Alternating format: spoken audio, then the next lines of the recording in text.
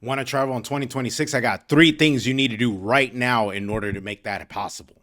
The first thing is fairly simple and straightforward. You don't have to do a New Year's resolution about it. Just set the goal that you're going to take at least one vacation this year. Setting goals is very, very important if you want to achieve them, because the goal of achieving 1,000 steps always starts with the first one. So the first thing is to set a goal, and then hopefully you can build a roadmap after that to achieve them.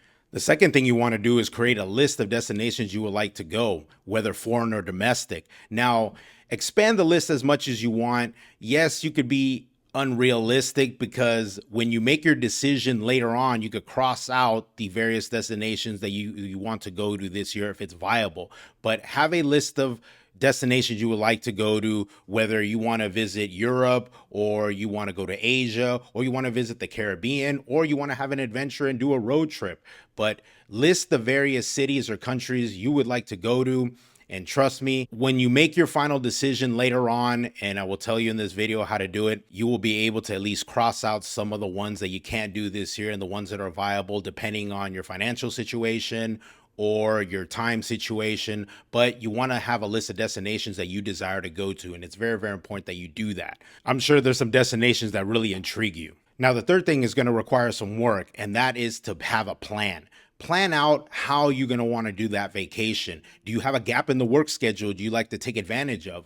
Or is there a period of time during work you would like to take a vacation and take that PTO to actually go to that destination? So that's what you got to do. Find the time that you're willing to go. And the second thing is also do your research. You're going to have to plan the flight. You're going to have to plan how much a hotel costs. So financially, you're going to want to have also a financial plan on how much everything costs. You're going to research flight. You're going to research hotel. You're going to research the destination and all the activities you want to go to, as well as how much money are you going to spend on each and every one of those things as well. You want to be able to have a budget. That's going to be very, very important. How much are you willing to spend on this vacation that you desire? Very, very important to have a plan, starting from flight, hotel, obviously the 2 things that you got to have. And then obviously you're planning on activities, you're planning on transportation, you're also planning on food. If it is a resort that's all inclusive, obviously you don't have to worry about that. Weather has a lot to do with it. If you like to go in the summer and you like to go to a destination, maybe it's too hot. Maybe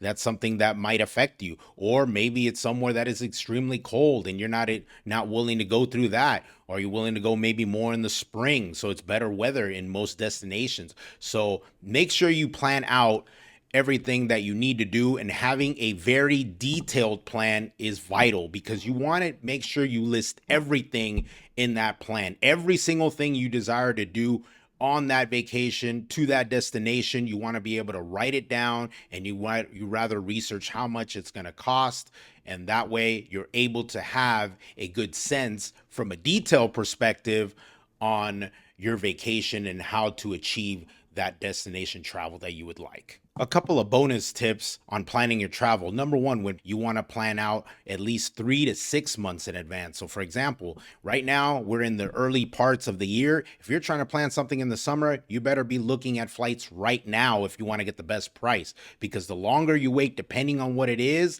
depending on where the destination is and the demand, it could drive the cost way up. And you don't want to end up paying for a flight that you rather would have paid for if it was a little bit less. The second thing that I also recommend is also researching hotels within a month to 3 months in advance, because those hotel prices could fluctuate depending on the demand. Obviously, if you desire to travel in the summer, prices might be a little bit more expensive. Some countries have high season. That means that's their peak season. So if you plan to reserve a resort during that peak season, it could be obviously more expensive than other parts of the year, the other times of the calendar year. So definitely the flight, you could go to Google Flights to always get the best flight. Be careful in how you put that information. There's other videos that you could definitely refer to that. If not, I will also make a video about how to get a flight, the cheapest flight possible. If you have points or rewards, or you have a rewards credit card that you have points in, don't be shy to use those points to actually reduce costs or actually get the flight totally compensated if you have enough points to book a flight. Also, you could also do the same thing with hotels on points as well. So if you have certain credit cards that are transferable, you can use those to certain airlines and hotels that could obviously reduce the price of hotel stays as well. When booking flights, it's smart to use a VPN. I've used a VPN before in booking flights. My wife hasn't, but she has been pretty good and very savvy in booking the flights at the right time. And we like to fly business class, so we like to take advantage of the best price. Obviously, business class is way more expensive, but if you're going to a long destination and you don't want to be sitting crunched up in economy and it could really wear you down during the flight and you really want a pleasant flight, yeah, don't be afraid to use the upgrade if you could. And there's different ways to be upgraded in business class if you kind of wait it out. If you pay for an economy flight and there's plenty of availability at the day of your flight and you can get a deal on upgrading, do it. Take advantage of it. You never know. If it's within your budget and you're willing to do it, go ahead and do that. Another thing is having a mindset about travel. Stop waiting for the perfect time. When it comes to travel, just try to do it.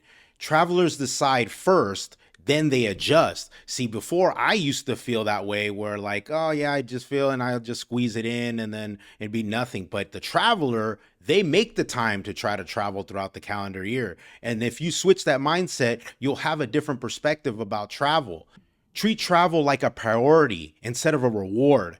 Don't treat your vacation like, oh, I've earned this, like I'm going. No, if you treat it like a priority, like, yeah, I deserve a vacation. It's a totally different mindset as opposed to try to reward yourself. Treat it like a priority. And I guarantee you the mindset totally changes when you say, I deserve a vacation, as opposed to, oh man, I wish I finally got a reward for something that I worked so hard for. Travel happens when you schedule and you plan rather than it's just dream. So rather just thinking about traveling, actually plan it out and schedule it and go ahead and do the action of doing the travel and accomplishing the whole vacation on its own, all the process before you actually take that vacation and you hop on that plane.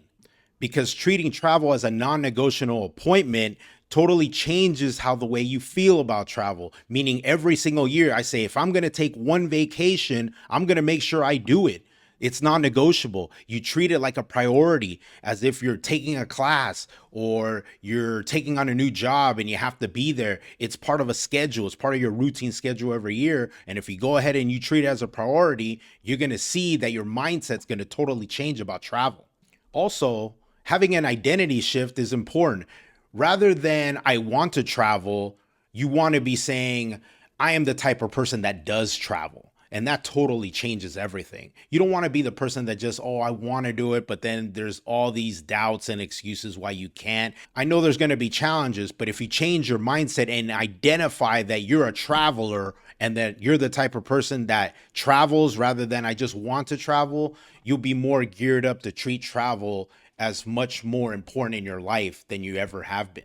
Small proofs of that is actually booking, planning, and researching the destination that you would like to go. Let's say you'd like to go to Rome, or you'd like to go to Paris, or you'd like to go to the Caribbean. Watch a couple videos on how it is over there. If you've never been, what is the best time to get there? If you do the research on the destination you really want to go to, then you're able to go ahead and actually book and commit to taking that destination vacation you would like. And in having that mindset and identifying as a traveler, you're going to start to build your life as a traveler, meaning travel isn't something you just fit in. It's a part of designing your life. It's a part of your life. See, most people like to design their life by trying to fit in, but the traveler does the opposite. The traveler prioritizes and actually squeezes and fits that part of their life in their life in order to succeed as a traveler. And in order to do that consistently, you make sure that's a priority number one. And then as you end up squeezing that thing in first because it's part of your life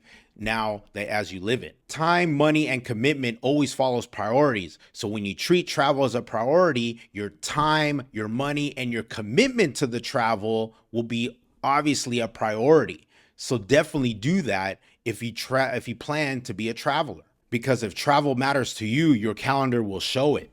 Hopefully this video was helpful, and if it was, hit the like and subscribe, and also don't forget to comment below, because I'd like to hear from you. What are your destinations you would like to take in 2026? I know I have a few destinations of mine that I'd like to take this year, but I want to hear from you. Do you have a plan? Do you have any destinations you might recommend, for example, me and my wife to go to?